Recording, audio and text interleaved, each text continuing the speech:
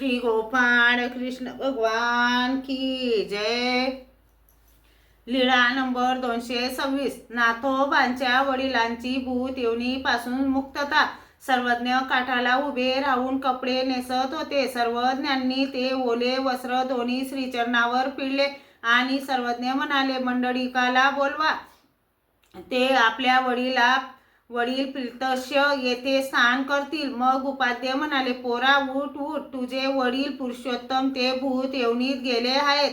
सर्वज्ञ त्यांना भूत योनीपासून मुक्त करायचे म्हणत आहेत। ते आले, सर्वज्ञांसमोर स्नान केले आणि सर्वज्ञ म्हणाले, तुमचे वडील भूत झाले होते, ते आता भूत योनीपासून मुक्त झाले। सर्वज्ञ श्री चक्रधर स्वामी खूप दयाळू, मयाळू, कनवाळू, कृपाळू आहेत। तुम्ही सर्वज्ञ श्री चक्रधर स्वामींना मनापासून आवाज द्या। सर्वज्ञ श्री चक्रधर स्वामी तुमचे हाक ऐकतात।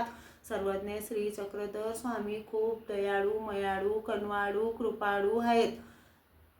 आता आपण सर्वज्ञ श्री चक्रधर स्वामींचे जप करूया।